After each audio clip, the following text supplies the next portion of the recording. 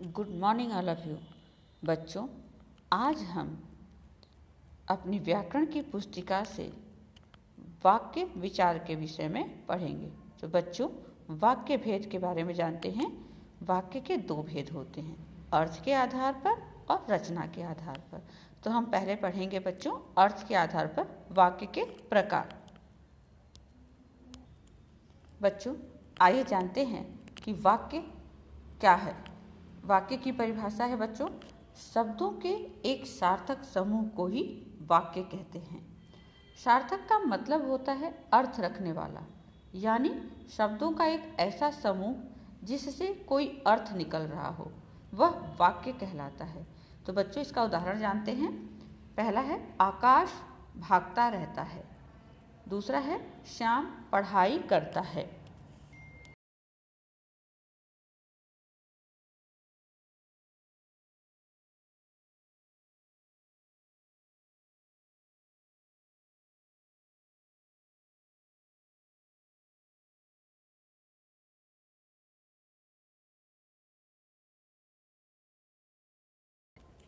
तो बच्चों, आइए अब हम अर्थ के आधार पर वाक्य की पहचान करें।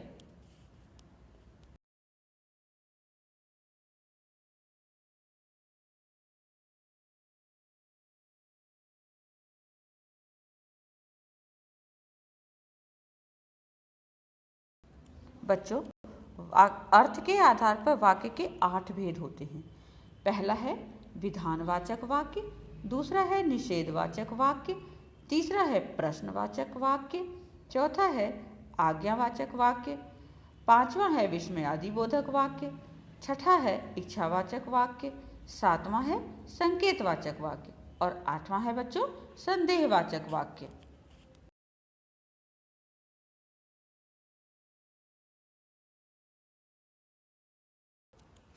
बच्चों, आइए हम देखते हैं पहला विधान वाक्य। विधानवाचक वाक्य किसे कहते हैं? तो बच्चों, इसे हम साधारण वाक्य भी कहते हैं, यानी विधानवाचक वाक्य। इन वाक्यों से किसी व्यक्ति या वस्तु की स्थिति के बारे में बोध कराया जाता है।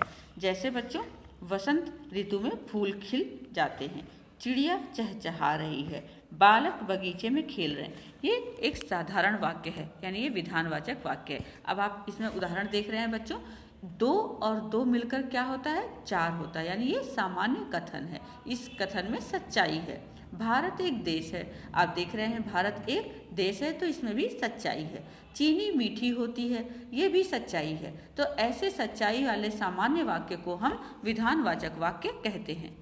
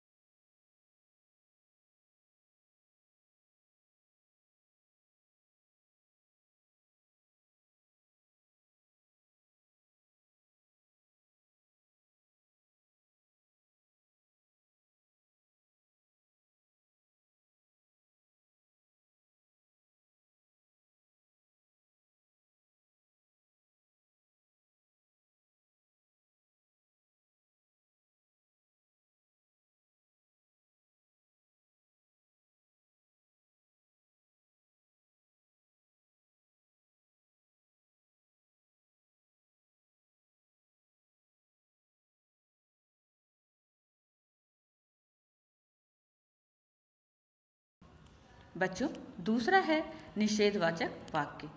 जिस वाक्य में किसी क्रिया के न होने का बोध हो वह निषेधवाचक वाक्य कहलाता है। बच्चों, इन वाक्यों द्वारा नकारात्मक भाव पाया जाता है। साधारण वाक्यों में नहीं, मत, न लगाकर इस तरह के वाक्य बनाए जा सकते हैं। अब आप देख सकते हैं उदाहरण में बच्चों, अंश विद्यालय नहीं जाएगा। इस वाक्य में नहीं यानी नकारात्मक शब्द का प्रयोग हुआ है। दूसरा देखिए बच्चों, रात में बिजली नहीं रहती। इस वाक्य में भी नहीं शब्द लगा हुआ है, यानी यहाँ भी नकारात्मक वाक्य है। उसने बात तक नहीं की, यहाँ भी नहीं का ही प्रयोग किया गया है। गोलू पाठ नहीं पढ़ता, यानी इस वाक्य में भी नहीं यानी नकारात्मक वाक्य का पता चल रहा है, बोध हो रहा है, इसलिए यह निषेधवाचक वाक्य कहलाता है।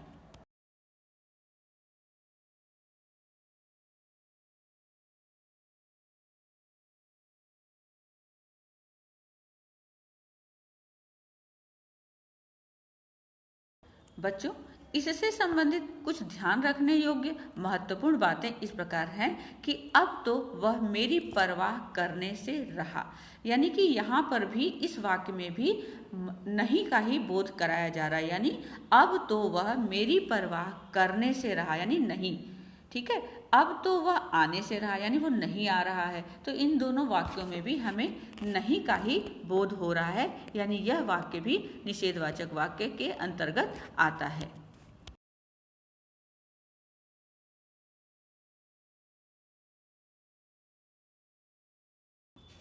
बच्चों, तीसरा है प्रश्नवाचक वाक्य। तो जिस वाक्य में किसी से कोई प्रश्न किया जाए वह प्रश्नवाचक वाक्य कहलाता है। इन वाक्यों से वक्ता द्वारा कोई ना कोई प्रश्न पूछने का भाव प्रकट होता है। अब आप देख सकते हैं, जैसे उदाहरण है, तुम्हारा नाम क्या है? क्या आप रायगंज में रहते हैं? आप क्या खाना पसंद करेंगे? स्वास्थ्य अब कैसा है? तो इन सभी वाक्यों से बच्चों आपने देखा कि प्रश्न करने का बोध हो रहा है। तुम्हारा क्या नाम है, यानी क्या खाना पसंद करेंगे, कैसा है आपका स्वभाव। तो ये सब शब्दों से हमें प्रश्नवाचक वाक्य का बोध होता है, यानी यह वाक्य प्रश्नवाचक वाक्य कहलाता है।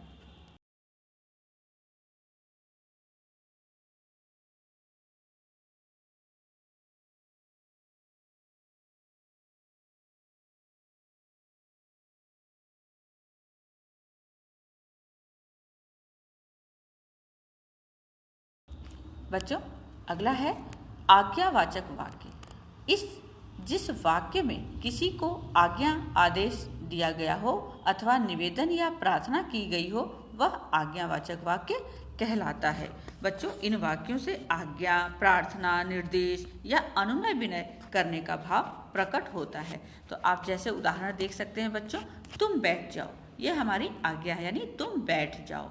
दूसरा है बच्चों, कृपया खड़े हो जाइए, यहाँ भी खड़े होने के लिए आज्ञा दिया जा रहा है। कृपया आप शांत रहें, यानी यहाँ चुप रहने के लिए आज्ञा दिया जा रहा है। हे प्रभु रक्षा कीजिए, यहाँ पर भी हम भगवान से प्रार्थना कर रहे हैं। तो ऐसे में बच्चों यह जो वाक्य है यह आज्ञावाचक वाक्य कहलाता है।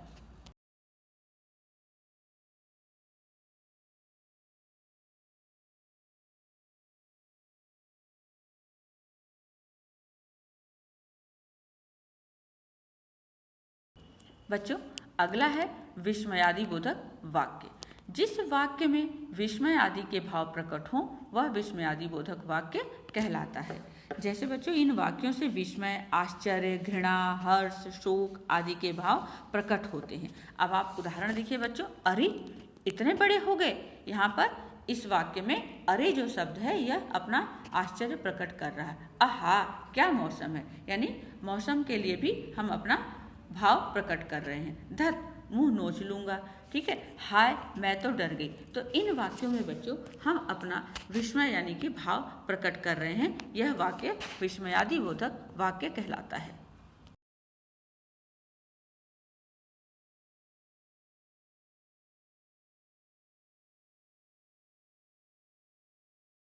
बच्चों, अगला है इच्छावाचक वाक्य।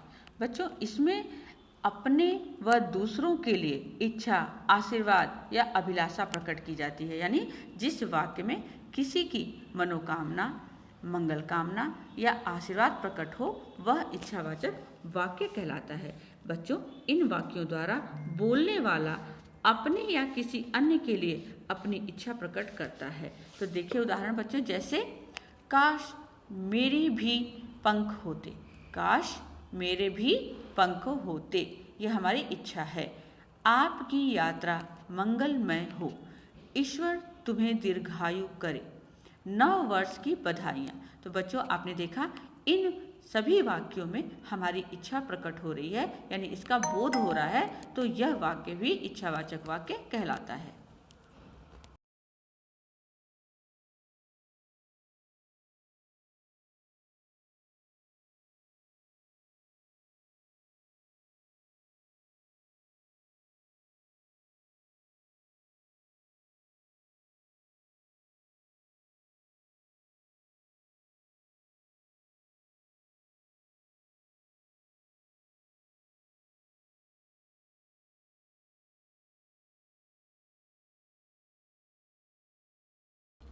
बच्चों, अगला है संकेतवाचक वाक्य। यहाँ पर शर्तवाची वाक्य हेतुवाचक वाक्य यानी आश्रित वाक्य के अंतर्गत आता है। आप देख सकते हैं बच्चों, जिस वाक्य में किसी एक क्रिया के होने पर ही दूसरी क्रिया के होने का संकेत हो वह संकेतवाचक वाक्य कहलाता है। बच्चों, इन वाक्यों में किसी काम की पूर्ति के लिए कोई ना कोई शर्त होती है, इसलिए इन्हें हम शर्तवाची वाक्य भी कहते हैं। तो आप उदाहरण देख सकते हैं बच्चों।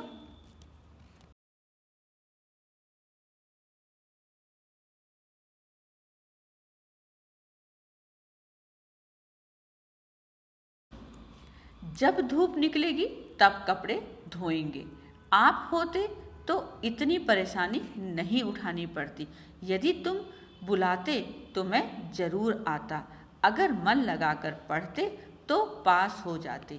यानी कि एक वाक्य दूसरे वाक्य पर निर्भर करता है, यानी एक वाक्य, ये पूरा वाक्य तभी पूरा होगा बच्चों जबकि दूसरा वाक्य उसके साथ जुड़ेगा, यानी कि यह संकेत दे रहा है, यानी संकेतवाचक वाक्य कहला रहा है।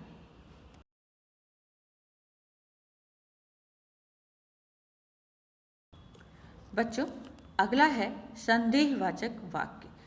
यहाँ पर संभवतः या शायद का प्रयोग करते हैं, यानी जिस वाक्य में किसी कार्य के होने में संदेह हो वह संदेहवाचक वाक्य कहलाता है। तो बच्चों, इन वाक्यों द्वारा वक्ता प्रायः संदेह की भावना प्रकट करता है। आप इसके उदाहरण देख सकते हैं बच्चों, जैसे संभवतः है आज धूप निकले, यानी कि हमें पक्का नहीं पता है, संदेह है कि आज मौसम को देखकर लग रहा है कि शायद धूप निकले। संभवतः है मैं जीत जाऊं, अपनी खेल प्रतियोगिता में मैं जीत जाऊं, कदाचित उसने देखा ही ना हो, यानी शायद उसने हमें देखा ही ना हो, शायद उसे खबर ही ना हो, यानी कि हमें इन सभी वाक्यों में संदेह प्रकट हो रहा है। तो यह वाक्य, यह जो वाक्य है यह संदेहवाचक वाक्य कहलाता है।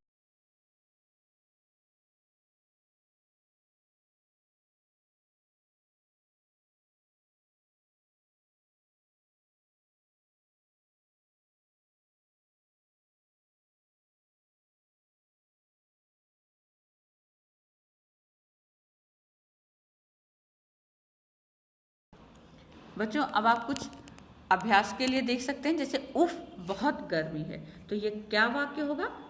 विस्मयादिबोध। गंगा एक पवित्र नदी है, ये कौन सा वाक्य होगा? विधानवाचक। सदा सुखी रहो, ये क्या होगा बच्चों? ये इच्छावाचक वाक्य होगा।